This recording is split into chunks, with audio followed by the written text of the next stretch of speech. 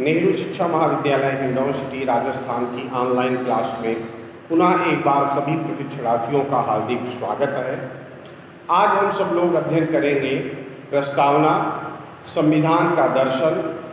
तो आइए हम सब लोग अध्ययन करते हैं भारतीय संविधान की जो प्रस्तावना है उसके बारे में और देखते हैं कि हमारे संविधान की प्रस्तावना में क्या बातें निहित की गई हैं। प्रस्तावना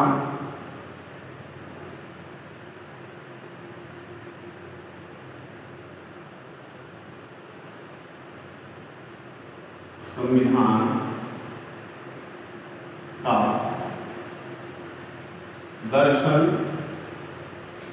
और उसका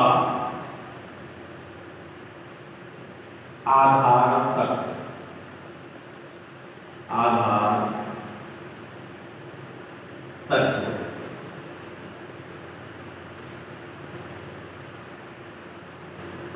हम सब लोग जब भारतीय संविधान की प्रस्तावना के बारे में विचार करते हैं तो एक मन में प्रश्न उठता है कि आखिर प्रस्तावना है क्या। तो प्रस्तावना एक प्रकार का व्रत है, एक प्रकार का विश्वास है, एक प्रकार का मूल्य है, एक प्रकार का दर्शन है जो हमारे स्वाधीनता संग्राम के संघर्ष की कह लीजिए विपदाओं का वर्णन या कह लीजिए स्वाधीनता संग्राम के संघर्ष के समय जो हमने महसूस किया था, जो कष्ट, जो पीड़ा, जो दुख का अनुभव हमने किया था, उस दुख या कष्ट या पीड़ा को दूर करने के लिए भारतीय नागरिकों को एक उज्जवल भविष्य या स्वर्णिम आशावाद का प्रतीक प्रस्तावना को माना जा सकता है। जिस प्रकार से एक तरह से हम कह सकते हैं किसी भी ग्रंथ या किसी भी दस्तावेज का प्रामाणिक स्वरूप या जो पहला प्राथमिक स्वरूप होता है उसे हम प्रस्तावना या भूमिका के रूप में उल्लिखित करते हैं। तो भारतीय प्रस्तावना जो कि पंडित जवाहरलाल नेहरू के उद्देश्य प्रस्ताव पर आधारित है और भारतीय संविधान की प्रस्तावना को उच्चतम न्यायालय द्वारा भी संविधान का आधार तत्व माना गया है और इस संदर्भ में उल्लिखित किया गया है कि ये एक तरह से दर्शन का आधार है जिसके आधार पर भारतीय संविधान निर्माताओं ने संविधान का निर्माण किया, या एक तरह से भारतीय संविधान का मूल स्वरूप हम देखना चाहते हैं तो उसका मूल स्वरूप हम प्रस्तावना में दर्शन कर सकते हैं या प्रस्तावना में देख सकते हैं। हमारे जो आदर्श थे या हमारे जो मूल्य थे या जो हमारे विचार थे, हमारी अवधारणाएं थी, मान्यताएं थी या हमारी कह लीजिए भारतीय चिंतन परंपरा के जो विश्वास थे, उन सब को भारतीय संविधान की प्रस्तावना में समाहित कर दिया गया है। पंडित जवाहरलाल नेहरू ने उद्देश्य प्रस्ताव के रूप में बोलते हुए संविधान सभा में कहा था कि यद्यपि ये प्रस्तावना टूटे फूटे शब्दों में हमारे विश्वास को, हमारी आस्था को, हमारे आदर्श को, हमारे मूल्य को चित्रित करती है। ये एक ऐसा चित्र है जिसमें हमारे मूल्य हैं, हमारे विश्वास हैं, हमारे आदर्श हैं, हमारी आस्था है। बाद में समय समय पर उच्चतम न्यायालय के द्वारा भी भारतीय संविधान की प्रस्तावना के ऊपर विचार किया गया और ये कहा गया कि वास्तव में जो प्रस्तावना है वो संविधान के मूल ढांचे का स्वरूप है और एक प्रकार से वो संविधान का ही भाग है। हम संविधान निर्माता क्या कहना चाहते थे या उनकी मंशा क्या थी या वो क्या विचार रखते थे भारतीय संविधान के बारे में, इसको जानना और समझना चाहते हैं तो हमें भारतीय संविधान की प्रस्तावना का अध्ययन करना चाहिए और उसका अवलोकन करना चाहिए। भारतीय संविधान की प्रस्तावना जो है वो इस प्रकार से है। हम भारत के लोग भारत को एक संपूर्ण प्रभुत्व संपन्न समाजवादी धर्मनिरपेक्ष लोकतंत्रात्मक गणराज्य बनाने के लिए तथा उसके सभी नागरिकों को सामाजिक, आर्थिक और राजनीतिक विचार, अभिव्यक्ति, धर्म, उपासना की स्वतंत्रता, प्रतिष्ठा और अवसर की समानता प्राप्त करने के लिए तथा उन सब में व्यक्ति की गरिमा और राष्ट्र की एकता और अखंडता को सुनिश्चित करने वाली बंधुता को बढ़ाने के लिए दृढ़ संकल्प होकर अपनी इस संविधान सभा में आज दिनांक 26 नवंबर 1949 मिति मार्गशीर्ष शुक्ला सप्तमी संमत 2006 विक्रमी संमत को एतत् द्वारा इस संविधान को अधिनियमित, अंगीकृत और आत्म अर्पित करते हैं। तो भारतीय संविधान की जो प्रस्तावना है उसके बारे में जब हम देखते हैं तो भारतीय संविधान की प्रस्तावना के प्रारंभिक शब्द संयुक्त राज्य अमेरिका के संविधान से लिए गए थे। संयुक्त राज्य अमेरिका के संविधान में पहला जो शब्द का उल्लेख मिलता है, कहा गया है हम संयुक्त राज्य के लोग, वहां पर फेडरल शब्द या संयुक्त राज्य कहा गया है। लेकिन भारतीय संविधान की प्रस्तावना में कहा गया है हम भारत के लोग, भारत को एक गणराज्य बनाने के लिए, और कैसा संपूर्ण प्रभुत्व संपन्न गणराज्य, उसके बारे में हम आगे चर्चा करेंगे। तो अर्थात भारतीय संविधान का निर्माण किसके द्वारा किया गया? भारत के लोगों के द्वारा किया गया, हम भारत के लोग। और भारतीय संविधान को स्वीकृत, अधिनियमित और अंगीकृत किसके द्वारा किया गया? भारत के नागरिकों के द्वारा किया गया। तो एक प्रकार से प्रस्तावना संक्षिप्त स्वरूप में पूरे संविधान के आदर्श को, मूल्य को, विश्वास को, आस्था को चित्रित करती है। यह एक ऐसा चित्र है जो पूरे संविधान को एक छोटे से स्वरूप में प्रस्तुत कर देता है। तो भारतीय संविधान की प्रस्तावना जो है उनमें किन किन तत्वों का उल्लेख किया गया है या कौन कौन से ऐसे प्रमुख तत्व हैं जिनके बारे में हम अध्ययन कर सकते हैं। और पहली चीज है भारतीय संविधान के बारे में जिस तत्व या जिस बिंदु का उल्लेख यहाँ पर करना प्रासंगिक होगा वो है नंबर 1 संप्रभुता। संप्रभुता, ध्यान देने वाली बात यह है कि संविधान की प्रस्तावना का जब हम अवलोकन करते हैं, अध्ययन करते हैं, तो हमें यह ज्ञात होता है कि भारतीय संविधान में विशिष्ट लक्षण है संप्रभुता। क्या कहा जा रहा है? हम भारत के लोग, अर्थात भारतीय संविधान का निर्माण किसने किया है? भारत के लोगों के द्वारा। और हम भारत के लोग भारत को एक संपूर्ण प्रभुत्व संपन्न, अर्थात एक ऐसे राष्ट्र या देश के रूप में, राज्य के रूप में स्थापित करना चाहते हैं जो संपूर्ण प्रभुत्व संपन्न है। संप्रभुता एक ऐसी अवधारणा या विचार है जिसके अंतर्गत राज्य की सर्वोच्च शक्ति न तो आंतरिक क्षेत्र में न तो बाह्य क्षेत्र में किसी के समक्ष झुकने के लिए बाध्य नहीं है। और भारतीय संप्रभुता कहाँ पर है? जनता में निहित है। और यहाँ के संप्रभु संविधान का निर्माण किया गया है, या देश की संप्रभुता देश के नागरिकों के पास और संविधान के द्वारा या नागरिकों के द्वारा देश के संविधान को संप्रभु बनाने का कार्य किया गया है। तो हमारी प्रस्तावना में जो पहला बिंदु आता है हमारे समक्ष, जिसकी चर्चा करना सबसे अधिक प्रासंगिक है, वो है संप्रभुता। और भारतीय गणराज्य या भारतीय संविधान, भारत में जो संविधान के द्वारा लोकतंत्रात्मक गणराज्य स्थापित किया गया है, उसकी पहली विशेषता है कि हमारे देश में एक संप्रभु सरकार की या संप्रभुता पर आधारित गणराज्य की स्थापना की गई है। और दूसरी जो विशेषता आती है हमारे सामने वो आता है समाजवाद। समाजवाद शब्द जो है या समाजवादी शब्द जो है ये 42वें संविधान संशोधन के द्वारा हमारे देश की संप्रभुता में जोड़ा गया।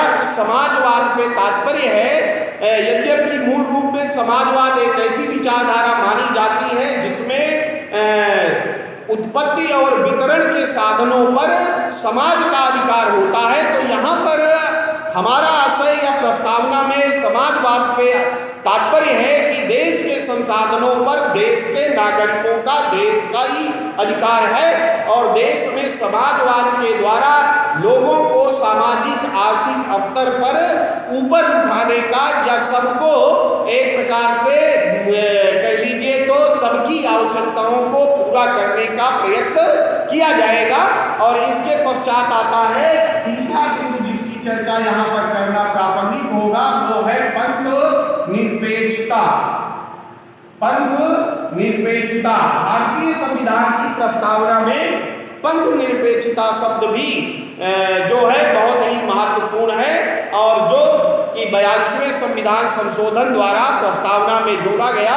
तो पंथ निरपेक्षता से तात्पर्य यह है कि भारत का संविधान इस बात का प्रावधान करता है कि राज्य के द्वारा किसी धर्म विशेष का ना तो पोषण किया जाएगा और न तो किसी धर्म के कार्य क्षेत्र में हस्तक्षेप किया जाएगा। देश के समस्त नागरिकों को अपनी अंतरात्मा के आधार पर अपनी आस्था या अपने विश्वास या उपासना पद्धति को अपनाने का पूर्ण अधिकार होगा। किसी भी नागरिक को न तो धर्म की मान्यताओं के लिए बाध्य किया जा सकेगा, जिसकी अभिव्यक्ति, जिसकी अंतरात्मा जिस पंथ को स्वीकार करती है, नागरिकों के द्वारा उस पंथ की मान्यताओं, अवधारणाओं या प्रचलित नियमों को माना जा सकेगा और अपने जीवन में स्वीकृति प्रदान की जा सकेगी। और इसके पश्चात चौथी जो विशेषता आती है वो आती है लोकतंत्र। ध्यान देने वाली बात यह है कि भारत का स्वाधीनता संग्राम बहुत लंबा समय तक चला। 1857 से लेकर 1947 तक एक लंबे समय तक हमने स्वाधीनता संग्राम का युद्ध लड़ा। तो इस अवस्था में सदैव अभिलाषा रही भारतीय जनमानस की और भारत के लिए लोकतंत्र कोई नई बात नहीं थी। प्राचीन काल में भारत के छोटे छोटे भारत में गणराज्य पाए जाते थे जिनमें प्रत्यक्ष लोकतंत्रात्मक शासन प्रणाली हुआ करती थी और जनता के द्वारा राजा का चयन या शासक का चयन प्रत्यक्ष मत के आधार पर किया जाता था। तो लोकतंत्र भारत के लिए कोई नई चीज नहीं थी। जो प्राचीन लोकतंत्रात्मक व्यवस्था थी आधुनिक लोकतंत्र के रूप में परिवर्तित होती हुई लोकतांत्रिक व्यवस्था को अपनाने की बात प्रस्तावना में की गई है और इस अवधारणा को स्वीकार किया गया कि भारत का संविधान जनता के द्वारा जनता के लिए शासन पर आधारित होगा और लोकतंत्र भारत के लिए एक जीवन पद्धति होगी और जिसके अंतर्गत सभी नागरिकों को समान अधिकार प्राप्त होंगे और सभी नागरिकों के समान कर्तव्य भी होंगे। तो भारत के प्रस्तावना की एक अन्य विशेषता है लोकतंत्र और लोकतंत्र के बारे में हम कह सकते हैं कि लोकतंत्र एक ऐसी अवधारणा है जिसमें जनता को ही सर्वोपरि माना जाता है और जनता के कल्याण के लिए ही नीतियां या शासन या संविधान संचालित होता है। अर्थात हम कह सकते हैं कि जनता ही प्रमुख है या नागरिकों का हित ही प्रमुख है। लोकतंत्र वो अवधारणा है। और इसके पश्चात हम कह सकते हैं 5वें क्रमांक पर गणराज्यीय व्यवस्था अर्थात भारत की प्रस्तावना में एक अन्य जो बिंदु आता है और जिसके ऊपर यहाँ पर चर्चा करना प्रासंगिक होगा, गणराज्यीय स्वरूप या गणराज्यीय व्यवस्था। संविधान की प्रस्तावना में ये उल्लेख किया गया है कि भारतवर्ष में एक गणराज्य के रूप में स्थापित किया जाएगा। गणराज्य एक ऐसी अवस्था है राज्य की जिसके अंतर्गत देश का सर्वोच्च शासक या सर्वोच्च पदाधिकारी व्यक्ति वंश परंपरा के आधार पर न चुना जाकर के जनता के द्वारा चुना जाता है और जनता ही ये निर्धारित करती है कि उसके ऊपर किसके द्वारा शासन किया जाएगा। तो गणराज्य व्यवस्था या गणतंत्रात्मक शासन व्यवस्था भारतीय संविधान के द्वारा लागू की गई है। तो प्रस्तावना में ही इस बात का उल्लेख मिलता है कि भारत के संविधान के द्वारा गणराज्यीय स्वरूप या गणराज्यीय व्यवस्था को अपनाया जाएगा। और जैसा कि मैंने आपसे चर्चा की कि गणराज्य वो अवधारणा है जिसके अंतर्गत देश का सर्वोच्च पदाधिकारी व्यक्ति वंश परंपरा या अन्य किसी आधार पर न चयनित किया जाकर के योग्यता के आधार पर जनता के द्वारा चयनित होता है और उसका एक निश्चित कार्यकाल होता है और निश्चित कार्यकाल के बाद पुनः जनता के द्वारा नए व्यक्ति का चयन किया जाता है। तो लोकतंत्रात्मक गणराज्य एक अन्य विशेषता है और एक अन्य विशेषता न्याय।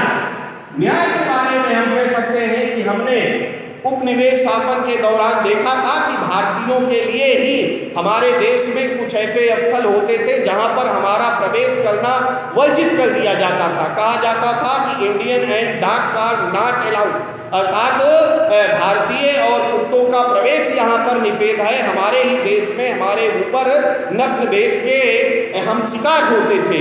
तो न्याय की अवधारणा के द्वारा प्रत्येक नागरिकों को समान माना गया और ये कहा गया कि प्रत्येक व्यक्ति को समान अधिकार प्राप्त होंगे कहीं पर प्रवेश करने के लिए और अपने अधिकारों के लिए न्याय प्राप्त करने का। न्याय के बारे में हम कह सकते हैं उचित निर्णय, अर्थात एक ऐसी अवस्था जिसमें व्यक्ति को अपने अधिकार और कर्तव्य या अपनी स्थिति के बारे में उचित आधार पर ही उसको किसी कार्य के लिए दंडित किया जा सकता है या उचित आधार पर ही किसी व्यक्ति को पुरस्कृत किया जा सकता है। बिना न्याय के आधार के किसी अन्य तरह से किसी व्यक्ति को ना तो पुरस्कृत किया जा सकता है और ना तो दंडित ही किया जा सकता है। तो न्याय एक ऐसी अवधारणा है जिसके द्वारा संविधान के नागरिकों को संविधान के अंतर्गत समान प्रकार के अधिकार प्राप्त होंगे या सभी व्यक्तियों को समान दृष्टि से देखा जाएगा और सबके साथ न्याय प्रदान किया जाएगा।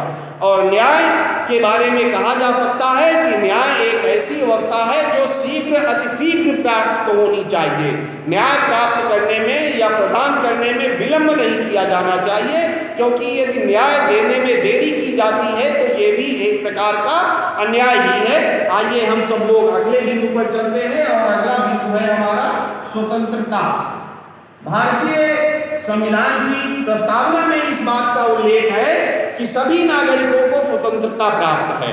हम सब लोग जानते हैं कि देश के लोगों को भारतीय संविधान के द्वारा मूल अधिकारों के अंतर्गत स्वतंत्रता प्रदान की गई है। अभिव्यक्ति की स्वतंत्रता से लेकर पूरे देश में भ्रमण करने के लिए, संघ बनाने का, जीविका प्राप्त करने का आदि जो हमें स्वतंत्रताएं प्राप्त हुई हैं। और स्वतंत्रता के बारे में कहा जा सकता है कि स्वतंत्रता जीवन की वही परिस्थितियां हैं जिनके अभाव में कोई व्यक्ति अपने व्यक्तित्व का विकास नहीं कर सकता है। तो अर्थात जीवन की वह परिस्थितियां जिनके बिना कोई व्यक्ति अपने व्यक्तित्व का विकास नहीं कर सकता। तो लोकतंत्र में व्यक्ति जो है वो मूल है। तो व्यक्ति के विकास की अपरिहार्य दफाएं राज्य के द्वारा विकसित करना राज्य का कर्तव्य माना जाता है। तो देश के सभी नागरिकों को प्रस्तावना के अंतर्गत ही स्वतंत्रता प्रदान करने की बात की गई है। विचार, अभिव्यक्ति, धर्म, उपासना और विश्वास की स्वतंत्रता प्रस्तावना में उल्लिखित है कि ये सारी स्वतंत्रताएं देश के नागरिकों को प्रदान की गई है। अगला जो बिंदु आता है वो आता है समानता।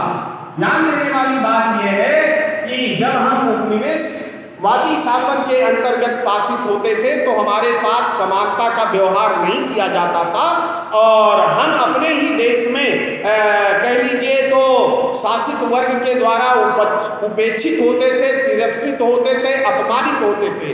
लेकिन संविधान की प्रस्तावना में इस बात का उल्लेख किया गया है कि देश के समस्त नागरिकों को समानता के आधार पर उनके ऊपर शासन किया जाएगा। कोई विशेष वर्ग नहीं होगा, कोई कुलीन वर्ग नहीं होगा। जाति के आधार पर, वंश के आधार पर, क्षेत्र के आधार पर, भाषा के आधार पर व्यक्ति व्यक्ति के बीच में किसी प्रकार का भेद नहीं किया जाएगा और सभी व्यक्तियों को समान रूप से संविधान के समक्ष समान दृष्टि से देखा जाएगा। और देश के संविधान के लिए प्रत्येक व्यक्ति समान रूप से अधिकारी होगा या कह लीजिए तो सभी व्यक्तियों को समान दृष्टि से शासित करने का उपाय या प्रयत्न किया जाएगा। किसी के बीच में किसी अन्य चीज को लेकर जाति या धर्म या कह लीजिए वंश या क्षेत्र आदि के आधार पर कोई भेदभाव नहीं किया जाएगा। तो समानता भारतीय संविधान की प्रस्तावना का एक मूलभूत विशेषता है। और अगला है, अगला क्रमांक हम कह सकते हैं बंधुत्व। बंधुत्व या बंधुता या बंधुता। ध्यान देने वाली बात है, बंधुत्व या बंधुता एक ऐसी अवधारणा है कि हमारे संविधान निर्माता ये अच्छे तरीके से जानते थे कि बंधुता को बढ़ाए बिना देश में लोकतांत्रिक प्रक्रिया को सफल नहीं बनाया जा सकता। क्यों? क्योंकि ये बात शायद उनकी समझ में फ्रांस की क्रांति से आ गई थी कि स्वतंत्रता, समानता, भ्रातृत्व और न्याय, अर्थात जब तक भ्रातृत्व की भावना नहीं होगी, बंधुता नहीं होगी, भाईचारा नहीं होगा लोगों के बीच में, तो कोई भी शासन प्रणाली या शासन प्रक्रिया सफल नहीं हो सकती है। तो देश के संविधान निर्माता ये चाहते थे कि वास्तव में लोगों के बीच में भाईचारा स्थापित हो, बंधुता की भावना बढ़ती रहे, और बंधुता की भावना को बढ़ा करके ही देश को लोक कल्याणकारी राज्य के रूप में परिवर्तित किया जा सकता है। कहा जा सकता है कि जियो और जीने दो, वसुधैव कुटुंबकम की भावना। तो वसुधैव कुटुंबकम की भावना जो है भारतीय दर्शन की विचारधारा, वो बंधुता नामक शब्द के द्वारा हमारी प्रस्तावना में चित्रित होती है या उल्लिखित होती है, और एक प्रकार से देश के समस्त नागरिकों के बीच में बंधुता को बढ़ाने की चर्चा की गई है संविधान की प्रस्तावना में। और ये प्रयत्न किया गया है कि देश के लोगों के बीच में जब भाईचारा होगा, सौहार्द होगा, आत्मीयता होगी, तो निसंदेह रूप से हमारे देश में लोकतांत्रिक प्रक्रिया सफल होगी, और लोकतांत्रिक मूल्यों के आधार पर हम अपने संविधान को लागू कर सकेंगे। और जो हमारी आशा या कह लीजिए हमारे मूल्य या हमारे कह लीजिए तो विश्वास रहे हैं लोकतंत्र को लेकर या आजादी को लेकर के, जो स्वप्न सजोए गए थे, उन स्वप्नों को लागू हम कर सकते हैं। और लागू किसके माध्यम से कर सकते हैं? बंधुता को बढ़ा करके या भाईचारा रूपी प्रक्रिया को आगे बढ़ा करके। और अगला बिंदु आता है व्यक्ति की गरिमा। व्यक्ति की गरिमा। ध्यान देने वाली बात यह है कि भारतीय संविधान निर्माता ये जानते थे कि वास्तव में व्यक्ति जो है वो साध्य है, राज्य साधन है। ऐसा नहीं है कि तानाशाही शासन प्रणाली के आधार पर किसी व्यक्ति के द्वारा लोकतंत्र में ये कहा जा सके कि मैं ही राज्य हूँ। लोकतंत्र में जो शक्ति का केंद्र है वो व्यक्ति के पास है, जनता के पास है, और जनता ही वास्तविक रूप में भाग्य विधाता है। तो जनता भाग्य विधाता है, तो जनता या नागरिकों के व्यक्तिगत गरिमा या व्यक्ति की गरिमा को भी संविधान की प्रस्तावना में उल्लिखित किया गया है। और ये कहा गया है कि व्यक्ति की गरिमा को ही अक्षुण्य रखा जाएगा, और व्यक्ति की गरिमा को ध्यान में रखते हुए ही देश के संविधान को लागू किया जाएगा। तो हम कह सकते हैं व्यक्ति की गरिमा के द्वारा भारत का ये विश्वास, ये मूल्य, ये आस्था व्यक्त की गई है कि व्यक्ति जो है वो साध्य है, और शासन, संविधान या राज्य जो है वो साधन है। और व्यक्ति की गरिमा का ध्यान रखना चाहिए। ह्यूमन डिग्निटी का सदैव सम्मान भारतीय संविधान के द्वारा किया जाएगा। इस बात का उल्लेख भारतीय संविधान की प्रस्तावना में किया गया है। और आगे हम कह सकते हैं एक अन्य विशेषता जो भारतीय संविधान की प्रस्तावना की है वो है राष्ट्रीय एकता और अखंडता। राष्ट्रीय एकता और अखंडता। भारतीय संविधान की प्रस्तावना में राष्ट्रीय एकता और अखंडता नामक शब्द भी आते हैं। प्रारंभ में तो एकता शब्द ही था, अखंडता शब्द 42वें संविधान संशोधन के द्वारा जोड़ा गया है। तो ये दोनों शब्द जो है इस बात का प्रतीक है कि देश के समस्त नागरिकों का ये कर्तव्य होगा कि वो देश की एकता और अखंडता को सुनिश्चित रखेंगे। कोई भी ऐसा कृत्य या कोई ऐसा कार्य नहीं करेंगे जिससे कि देश की एकता या अखंडता को क्षति पहुंचे। तो देश की एकता और अखंडता को सुनिश्चित करने का प्रयत्न केवल शासक वर्ग के द्वारा नहीं, उच्च पद पर बैठे व्यक्तियों के द्वारा नहीं, सभी व्यक्तियों के द्वारा प्रयत्न किया जाएगा। और कहा भी जा सकता है कि देश की एकता और अखंडता तभी सुरक्षित रह सकती है जब देश के समस्त नागरिकों के द्वारा प्रयत्न किया जाए देश की एकता और अखंडता को अक्षुण्य बनाए रखने का। तो इस प्रकार से हम सब लोगों ने देखा कि भारतीय संविधान की प्रस्तावना को संविधान की आत्मा भी कहा जाता है और समय समय पर उच्चतम न्यायालय के द्वारा विभिन्न समय अपने निर्णयों में ये सिद्ध किया जा चुका है कि जो संविधान की प्रस्तावना है वो संविधान निर्माताओं के दर्पण का आधार है और उसको सामने रख करके ही हमें भारतीय संविधान के उपबंधों या नियमों की व्याख्या करनी चाहिए। और जब कभी हमारे सामने कोई समस्या उत्पन्न हो, चाहे वो विधि के व्यवस्थापन से संबंधित हो, चाहे कार्यपालिका के कार्यपालक जीवन से संबंधित हो या न्याय प्रदान करने की प्रक्रिया न्यायिक प्रक्रिया से संबंधित हो, तो हमें संविधान की प्रस्तावना का अवलोकन करना चाहिए, अध्ययन करना चाहिए और ये देखना चाहिए कि संविधान की प्रस्तावना में क्या बातें उल्लिखित की गई हैं। और यदि हम संविधान की प्रस्तावना को सही स्वरूप में भारतीय राजनीतिक व्यवस्था या भारतीय संवैधानिक व्यवस्था के अंतर्गत लागू कर सके तो देश की बहुत सारी समस्याओं का समाधान किया जा सकता था। और देश के संविधान निर्माताओं की जो कह लीजिए विचारधारा थी, आस्था थी, मूल्य था, विश्वास था, आदर्श था, उस सब का निचोड़ उन्होंने संविधान की प्रस्तावना में निहित कर दिया है। तो इन 11 बिंदुओं के द्वारा हमने देखा कि संविधान की प्रस्तावना में क्या क्या तत्व या क्या क्या बातें प्रमुखता से उल्लिखित की गई है। पहली चीज है संप्रभुता, दूसरा है समाजवाद, तीसरा है पंथनिरपेक्षता, चौथा है लोकतंत्र, पांचवा है गणराज्यीय व्यवस्था, छठा है न्याय, सातवां स्वतंत्रता, आठवां समानता, नौवां बंधुता या बंधुत्व, 10वां व्यक्ति की गरिमा और 11वां है राष्ट्रीय एकता और अखंडता। इन 11 बिंदुओं के माध्यम से हम संविधान की प्रस्तावना को समझ सकते हैं और उसकी भावना को समझते हुए भारतीय संविधान निर्माताओं के विश्वास, मूल्य, दर्पण को समझने में हमें सहायता प्राप्त होती है। तो एक प्रकार से हमारे संविधान की प्रस्तावना वो चित्र है जो हमारी आस्था का केंद्र है। तो इसी तरह से आगे भी हम अध्ययन करते रहेंगे। बहुत बहुत